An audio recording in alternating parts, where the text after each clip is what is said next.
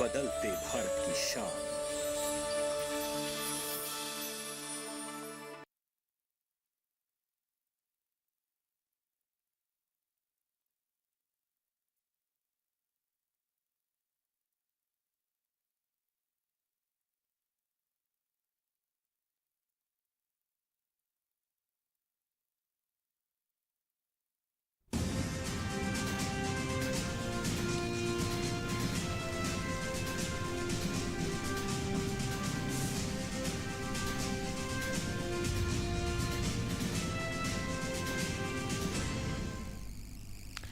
नमस्कार, किसान समाचारों में आपका स्वागत है। मैं हूं रेशमा आपके साथ और आइए नजर डालते हैं इस वक्त की हेडलाइंस पर।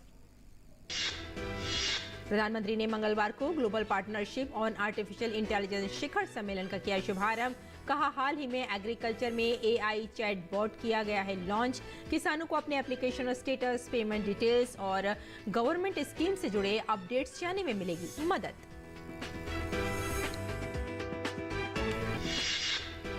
लोकसभा ने मंगलवार को वर्ष 2023-24 के लिए पूरक मांगों के अनुदान और वर्ष 2020-21 के लिए अतिरिक्त अनुदान मांगों के पहले भाग को दी मंजूरी।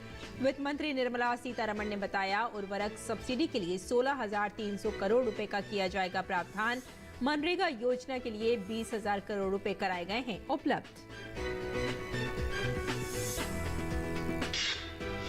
केंद्रीय कृषि मंत्री अर्जुन मुंडा ने किसानों से प्याज खरीद पर नैफेड एनसीसीएफ के अधिकारियों के साथ की समीक्षा बैठक। कहा, किसानों को लाभकारी मूल्य मिले, इसके लिए केंद्र सरकार प्रतिबद्ध। प्याज उत्पादक किसानों के हितों के लिए सरकार कर रही है काम।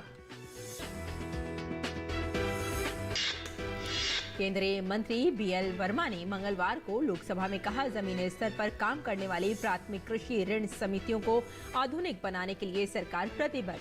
कुल 98,000 परिचालन समितियों में से 63,000 को जल्द ही किया जाएगा कंप्यूटरीकृत। 2,516 करोड़ रुपए का बजट किया गया है स्वीकृत। और अब समाचार विस्तार से।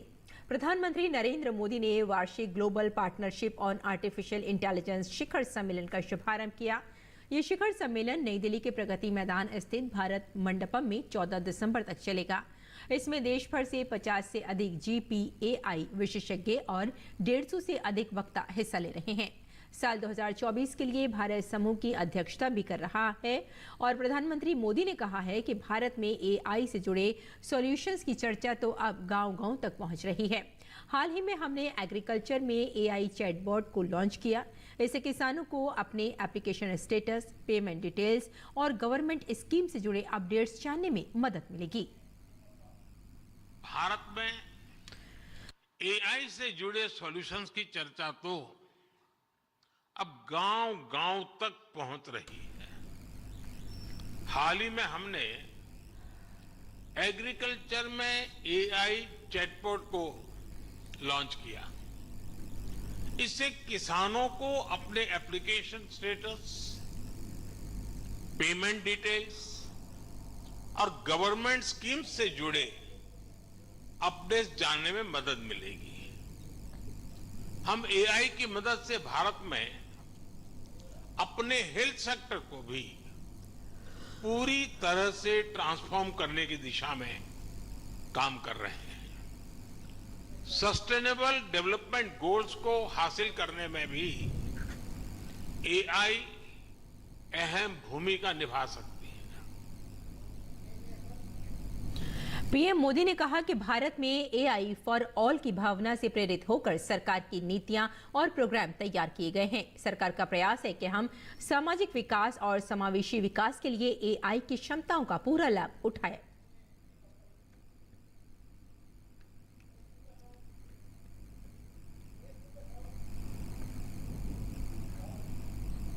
कोई भी छुट्टी नहीं है। हमें बहुत सतर्कता के साथ, बहुत सावधानी के साथ आगे बढ़ना है और इसलिए मैं समझता हूं इस समिट से निकले विचार, इस समिट से निकले सुझाव पूरी मानवता की जो मूलभूत मूल्य है उसकी रक्षा और उसको दिशा देने का काम करेंगे। लोकसभा ने मंगलवार को वर्ष 2023-24 के लिए पूरक मांगों के अनुदान और वर्ष 2020-21 के लिए अतिरिक्त अनुदान मांगों के पहले भाग को मंजूरी दे दी है। वित्त मंत्री निर्मला सीतारमण ने बताया कि 2023 और 24 के लिए कुल 1,29,000 करोड़ रुपए पूरक मांगों में से मनरेगा योजना के लिए 20,000 करोड़ रुपए उपलब्ध कराए गए। उन्होंने कहा कि इस आपूर्ति अनुदान के साथ चालू वित्त वर्ष के लिए कुल 80,000 करोड़ रुपए का प्रावधान किया गया। वित्त मंत्री ने किसानों के लिए पौष्टिक आहार आधारित सब्सिडी की दिशा में उठाए गए कदमों का उल्लेख करते हुए बताया कि उर्वरक सब्सिडी के लिए 16,300 करोड़ रुपए का प्रावधान किया जाएगा। मनरेगा के ऊपर भी आरोप लगाते हैं कि हम इतना पैसा नहीं देते मनरेगा के लिए। डिमांड बेस्ड स्कीम है वो। डिमांड जब उठेगा तब उनके लिए हम पैसा देंगे। 60,000 करोड़ बजट एस्टिमेट के समय हमने दिया और अभी डिमांड आने के कारण 20,000 अभी भी दे रहे हैं, 20,000 करोड़। सो कुल मिलाकर के इस साल दिसंबर तक उनके लिए अगर अनुमति इस लोकसभा से मिलती है 20,000 करोड़ का, कुल मिलाकर के 80,000 करोड़ मनरेगा के लिए इस हाउस से बजट में प्रावधान मिल रही है। वित्त मंत्री ने बताया कि पूरक अनुदानों के अंतर्गत 8,500 करोड़ रुपए उज्ज्वला योजना और प्रधानमंत्री गरीब कल्याण अन्न योजना के लिए 5,500 करोड़ रुपए का प्रावधान किया गया है। गरीब लोगों के लिए हमने पीएम गरीब कल्याण अन्न योजना के तहत अगले 5 साल तक ये मुफ्त अनाज रेशन में दे रहे हैं। उसके लिए 5,500 करोड़ रुपया इसके द्वारा, ये सप्लीमेंट्री डिमांड्स के द्वारा हम दे रहे हैं।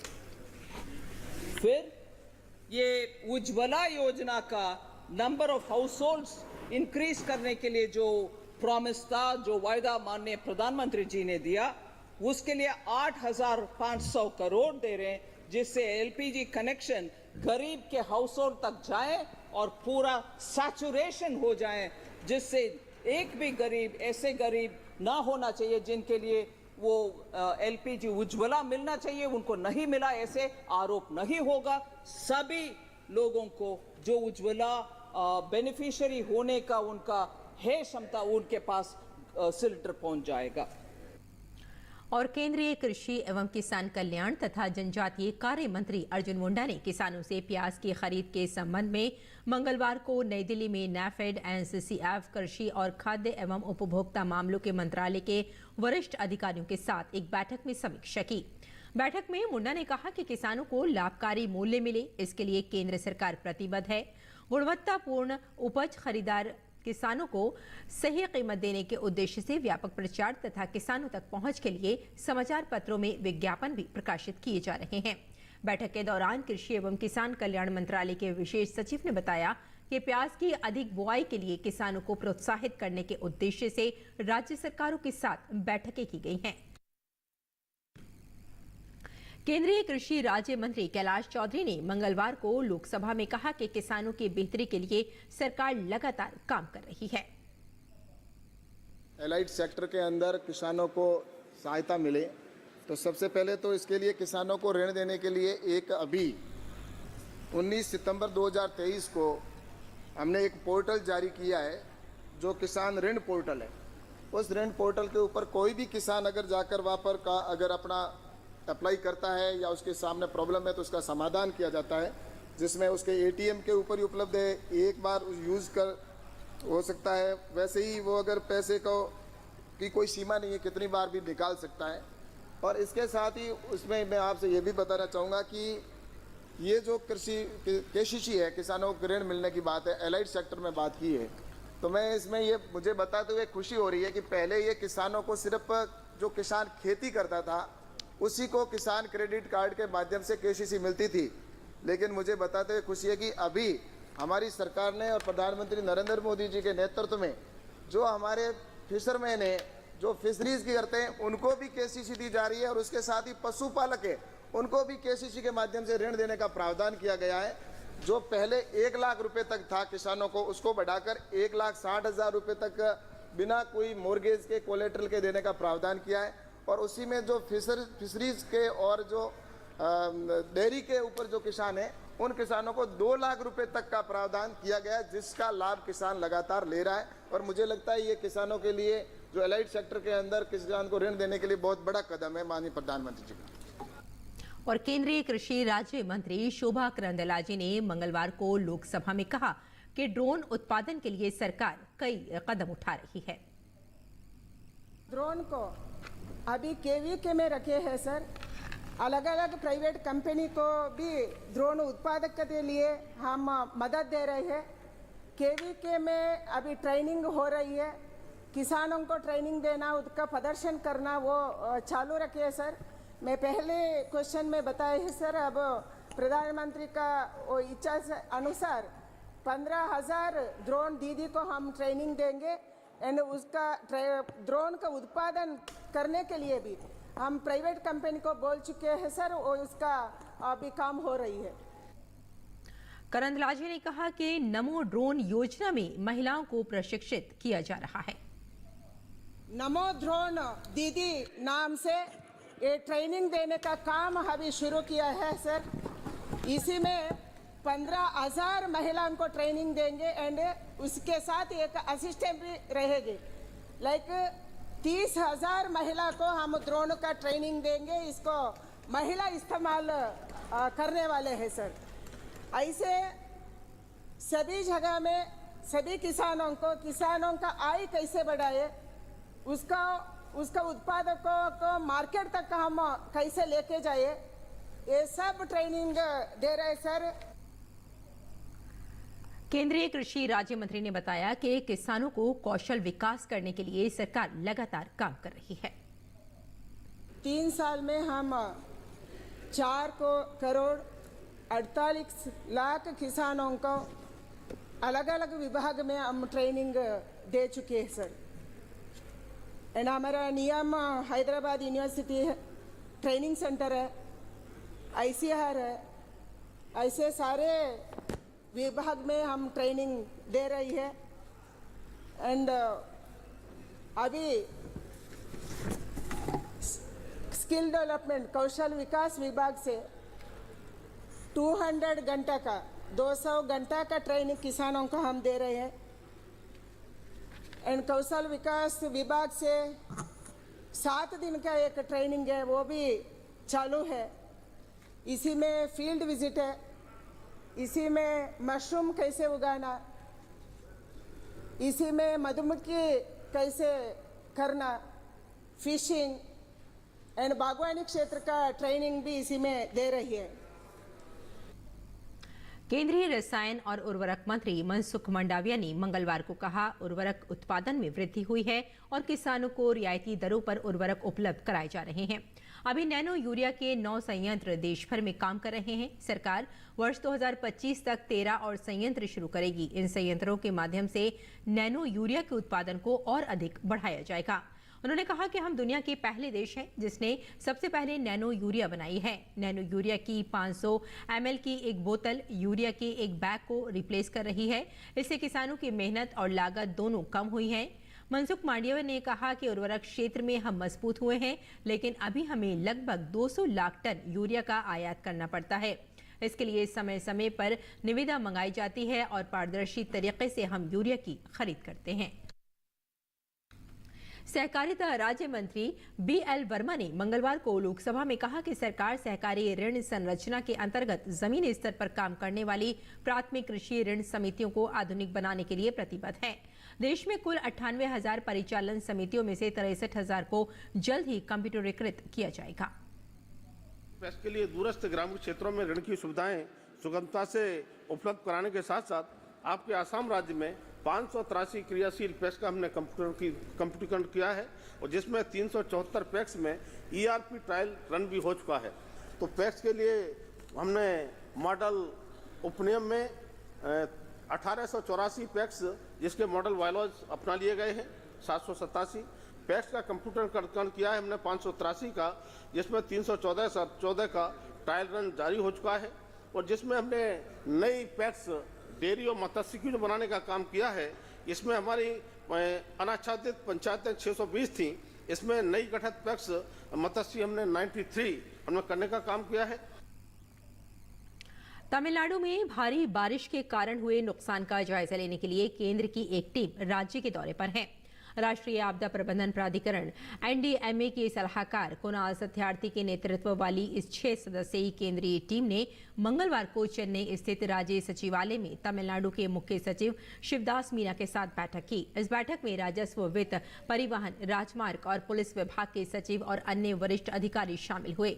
राज्य में वर्षा प्रभावित क्षेत्रों में नुकसान का आंकलन करने के लिए केंद्रीय टीम को 2 हिस्सों में विभाजित किया गया है। एक टीम उत्तरी चेन्नई, मध्य चेन्नई, अवाड़ी और तिरुवल्लुर जिलों का आंकलन करेगी, जबकि दूसरी टीम दक्षिण चेन्नई, चेंगलपट्टू और कांचीपुरम का आंकलन करेगी। केंद्रीय गृह मंत्रालय ने मंगलवार को चक्रवात बिपरजॉय से बुरी तरह प्रभावित हुए गुजरात को 338.24 करोड़ रुपए की वित्तीय सहायता को मंजूरी दे दी है। गृह मंत्रालय ने दक्षिण पश्चिम मानसून के दौरान बाढ़, बादल फटने और भूस्खलन से गंभीर रूप से प्रभावित हिमाचल प्रदेश को एनडीआरएफ से 633.73 करोड़ रुपए की अतिरिक्त वित्त सहायता को भी मंजूरी दी। केंद्र और गुजरात सरकार ने समय पूर्व तैयारी के चलते चक्रवात के दौरान 0 कैजुअल्टी सुनिश्चित की थी। गुजरात में आए अत्यंत भीषण चक्रवात और हिमाचल प्रदेश में आई प्राकृतिक आपदा के बाद गृह मंत्रालय के नुकसान के आंकलन के लिए तुरंत अंतर मंत्रालयी केंद्रीय टीमें तैनात की गई हैं। अगस्त 2023 में हिमाचल प्रदेश को तत्काल राहत कार्यों के प्रबंधन में मदद करने के लिए एनडीआरएफ से 200 करोड़ रुपए की राशि भी अग्रिम रूप से जारी कर दी गई है। केंद्र सरकार ने गुजरात में एसडीआरएफ को 584 करोड़ रुपए की अपने हिस्से की पहली किस्त और हिमाचल प्रदेश में एसडीआरएफ को 360.80 करोड़ रुपए की अपने हिस्से की दोनों किस्तें जारी कर दी हैं। प्रधानमंत्री उज्ज्वला योजना ने देश की महिलाओं का जीवन बदल कर रख दिया है। आज गांव की महिलाओं को धुएं से छुटकारा मिला है, जिससे वे अब बीमार नहीं पड़ती हैं। खाना बनाना आसान हुआ तो परिवार भी खुशहाल हुआ। सरकार द्वारा मिला है इंदिरा आवास, कुल मिला के अपना घर बनाए, बाल बच्चा गुजारा करते थे, धुआं धुक्कोड़ से खाना बनाते थे। सरकार द्वारा हमको गैस मिला, उसी से खाना बनाते थे। शौचालय का बहुत दिक्कत था, बाहर भी भीतर जाते थे, बहुत दिक्कत था, तो हमको सरकार द्वारा हमको सब चीज मिला। हमको पहले लकड़ी पर खाना बनाते थे तो बहुत परेशानी होता था, आँख में दर्द, माथा में दर्द, खांसी, दम फुल्ली सब होता था, लेकिन अभी गैस पर खाना बना रहे हैं, अभी सही है। घरेलू गैस कनेक्शन योजना है, इससे लाभ काफी मिल रहा है। चूल्हे पर जो धुआं है, धुआं मुक्त हुए, चूल्हे समस्या धुआं नहीं है, मकान पे बदलाव, काफी बदलाव है घरेलू गैस से। ये है जब चाहो तब अपना खाना बनाओ, जब चाहो तो अपना मकान सुरक्षित है, सब सुरक्षित, बड़े बूढ़े हैं, जैसे माँ है वे भी सुरक्षित है, धुआं नहीं हो रहा। आँखों में धुआं लगता है, आँखों में कमजोरी आती है। अब मोदी जी ने गैस दे दी, अब लोग भी से करते हैं, फायदा बहुत है, इससे तुरंत बन जाता है खाना पीना हर चीज। चूल्हे पे बनता था, पानी आनी आ जाता था तो रोटी को बैठ जाते थे। अब गैस मिल गई है तो सुविधा हो गई। और आइए अब बात करते हैं मंडी भाव की और जानते हैं कि देश भर की मंडियों में क्या रहा भाव।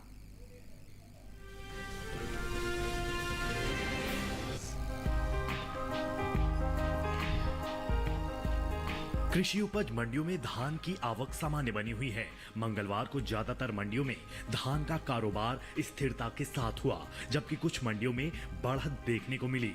एग मार्केट के मुताबिक राजस्थान की कोटा मंडी में 11 दिसंबर को धान का भाव रहा 3,700 रुपए। 12 दिसंबर को इसमें कोई बदलाव देखने को नहीं मिला और भाव 3,700 रुपए पर बरकरार रहा। उत्तर प्रदेश की लालगंज की मंडी में भी धान के सौदे स्थिर भाव पर हुए। यहाँ दोनों दिन यानी 11 और 12 दिसंबर को धान का भाव 2,183 रुपए पर टिका रहा। उत्तर प्रदेश की रामपुर मंडी में 11 दिसंबर को धान का भाव था 2,183 रुपए। 12 दिसंबर को इसमें कोई अंतर नजर नहीं आया और भाव 2,183 रुपए क्विंटल पर बना रहा। गुजरात की दाहोद मंडी में धान का कारोबार तेजी के साथ हुआ। यहां 11 दिसंबर को धान का भाव रहा 2000 रुपए। 12 दिसंबर को इसमें 25 रुपए की बढ़त आई और भाव 2025 रुपए पर पहुंच गया।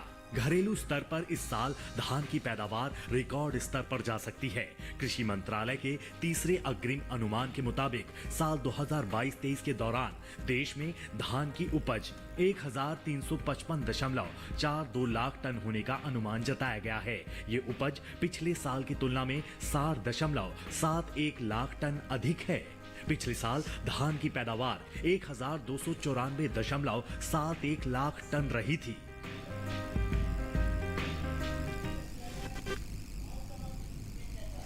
और आइए अब नजर डालते हैं कुछ और महत्वपूर्ण खबरों पर। खास खबर में दाल, आटा, प्याज ये खाने की ऐसी जरूरी चीजें हैं जिनके बिना थाली का स्वाद पूरा नहीं हो सकता। बढ़ती महंगाई में गरीब की थाली खाली न रहे, इसलिए मोदी सरकार ने कुछ बड़े कदम उठाए हैं। पिछले कुछ महीनों से प्याज के थोक और खुदरा दोनों ही दाम बाजारों में ज्यादा हैं, लेकिन एनसीसीएफ और नेफेड जैसी संस्थाएं बहुत ही सस्ती दरों पर प्याज उपलब्ध करवा रही है। कीमतों को नियंत्रण में रखने के लिए अगले वर्ष मार्च तक प्याज के निर्यात पर भी रोक लगा दी गई है, ताकि देश के लोगों की मांग को सस्ती दरों पर पूरा किया जा सके। दिल्ली जैसे बड़े शहरों में तो मेट्रो स्टेशनों पर कियोस्क और वेंडिंग मशीन की शुरुआत की गई है, जहां से खाने पीने की चीजें सस्ती दरों पर उपलब्ध करवाई जा रही हैं। यहाँ भारत दाल 60 रुपए प्रति किलो की दर पर उपलब्ध है। भारत आटा 27 रुपए 50 पैसे प्रति किलो की दर पर उपलब्ध है। प्याज 25 रुपए प्रति किलो की दर से पिछले कई महीनों से लोगों को उपलब्ध करवाई जा रही हैं।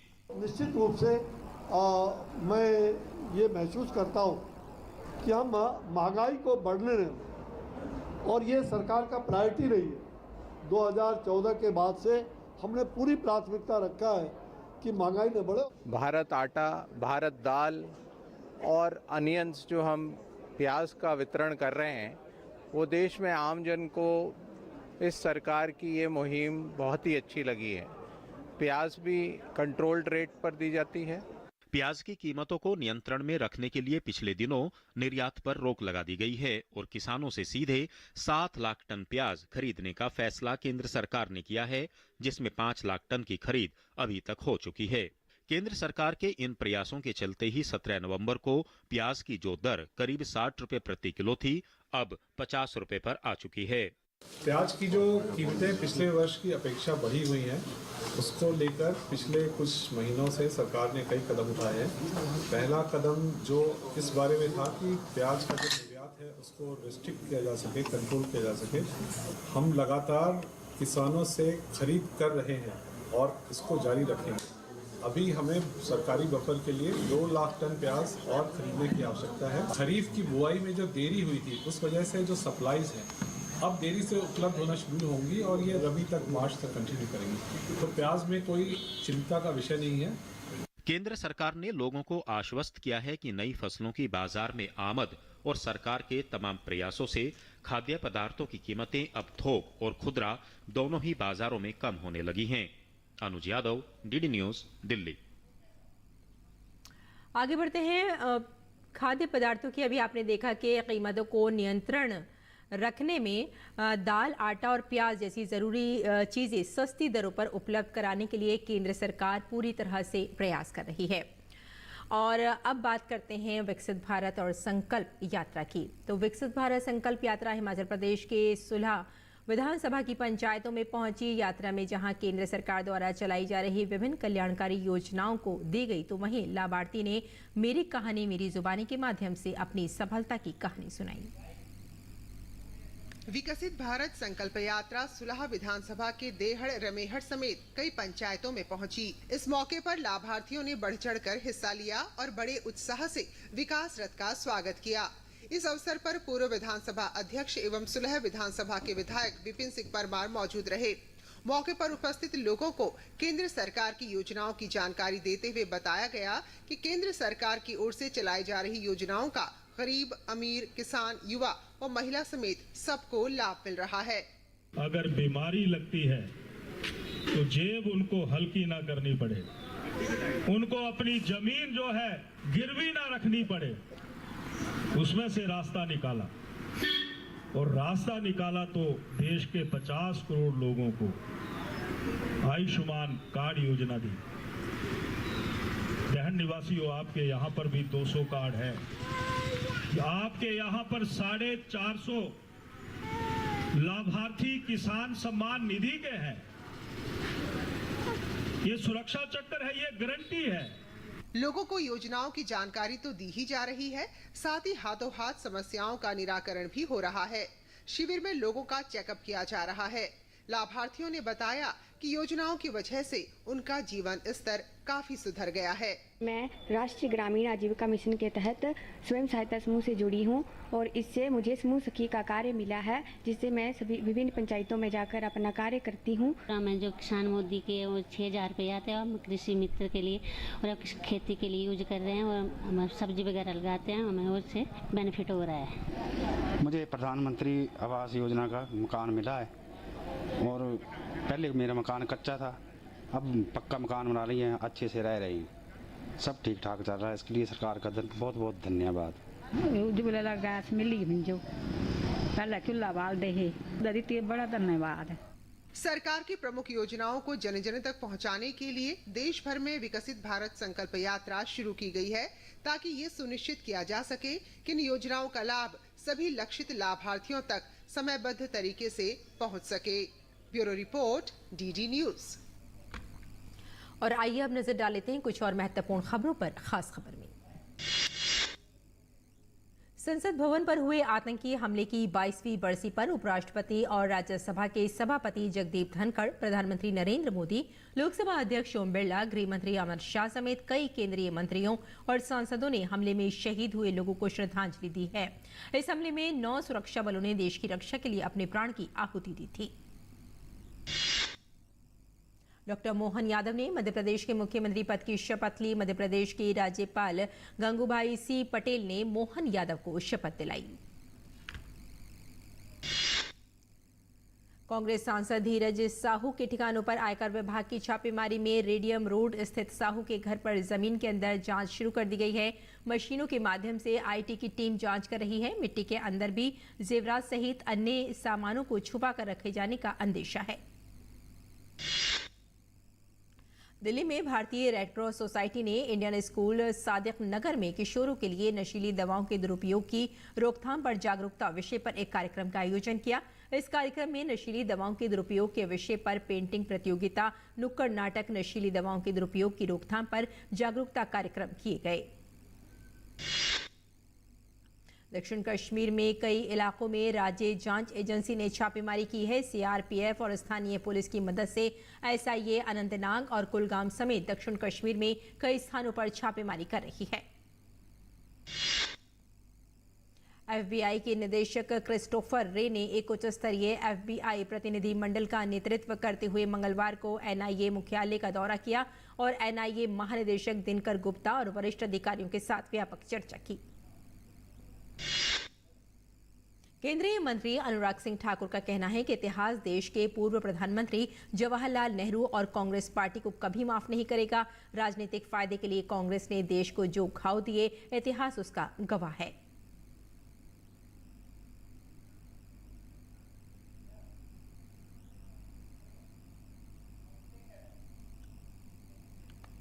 तो किसान समाचार में फिलहाल इतना ही। अनुमति दें। नमस्कार।